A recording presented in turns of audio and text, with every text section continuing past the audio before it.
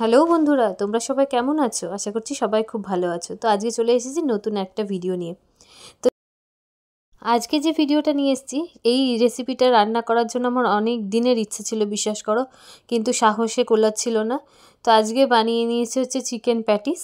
হ্যাঁ, সেটাই তোমাদের সাথে শেয়ার করতে চলে এসেছি। তো প্রথমে দেখতে পাচ্ছ আমি 2 কাপ ময়দা নিয়েছি। ময়দার মধ্যে তোমার নুন আর বেশি করে সাদা তেল দিয়ে নিলাম, যেহেতু জিনিসটা একদমই খাস্তা হবে।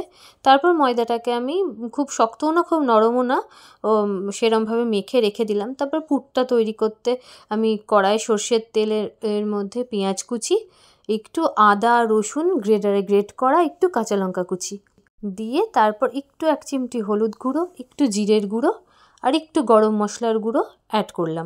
তারপর আলু সেদ্ধ করে নিয়েছিলাম আমি, তো সেটাকে হাতে ভেঙে আর তার মধ্যে একটু মটরশুঁটিও দিয়ে দিয়েছিলাম, তো সেটাও আমি দিয়ে দিলাম। তারপর দিয়ে দিচ্ছি হলো নুন। এবার নুনটাকে দিয়ে ভালো করে একটু নাড়াচাড়া করে নিয়ে তারপর আমি দিয়ে দিলাম হচ্ছে টমেটো সস। এটা অপশনাল, তোমরা দিতেও পারো নাও দিতে পারো, কিন্তু দিলে খুব ভালো লাগে। তারপর ঘরে ছিল মাংস মানে রান্না করা, তো যে সলিড পিসগুলো সেরকম কেউ খেতে চায় না, তার জন্য সলিড পিসগুলো আমি এর মধ্যে দিয়ে দিয়েছি। তারপর পুরটা তৈরি করে নিলাম।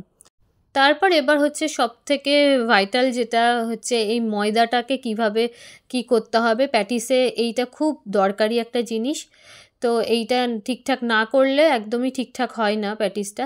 তারপর দেখতে পাচ্ছ আমি ছুরির সাহায্যে একদম সমান করে কেটে একদম রুটির মতো আমি লেচি করে নিয়েছি। তারপর আমি স্টেপ বাই স্টেপ একটা একটা করে রুটি বেলে বেলে সেটাকে ময়দা দিয়ে রেখে দিয়েছি যাতে গায়ে না লেগে যায়। আর এই দিকে আমি কর্নফ্লাওয়ার আর সাদা তেল দিয়ে একটা ওই ডালডার মতন একটা ব্যাটার তৈরি করে নিয়েছি, যেটা আমার লাগবে কাজে, আমি দেখাচ্ছি সেটা। আর হ্যাঁ, বলে দিই, তোমরা চাইলে বাটার বা ঘিও ইউজ করতে পারো কর্নফ্লাওয়ারের সাথে, সেটাও খুবই ভালো হবে। তো আমার কাছে দুটোর মধ্যে আপাতত কিছুই ছিল না বলে আমি সাদা তেলই ইউজ করেছি, তো এটাতেও খুব ভালো হয়।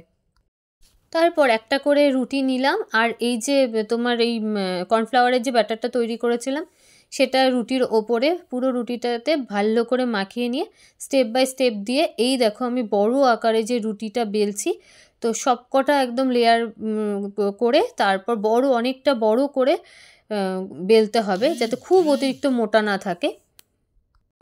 তারপর এই ভাঁজটা কিন্তু খুব ইম্পর্টেন্ট, তোমরা সবাই দেখো। তো এরপর আমি ওই ব্যাটারটা আবার মাখিয়ে নিলাম। তো তারপর আমি একটুখানি ময়দা এর ওপর ছিটিয়ে দেবো। তারপর যে ভাঁজটা দেবো এই ভাঁজটাই সবথেকে ইম্পর্টেন্ট। আমি এই প্রথমবার করছি, তো আমিও ভীষণ টেনশানে ছিলাম কেমন কি হবে। তো এই দেখো প্রথমে আমি প্রথম দিকটা এরকম তুলে তারপর আবার ওই ব্যাটারটা লাগিয়ে দিলাম। খুব ভালোভাবে জিনিসটা মানে লাগিয়ে নিতে হবে। তারপর আবার ওই দিক থেকে ওপর দিক থেকে নিচে নামাতে হবে। তো আমার প্রথমে একটু মনে হচ্ছিলো গন্ডগোল হচ্ছে, তাই জন্য আমি আবার ঠিক করে সেট করে নিলাম।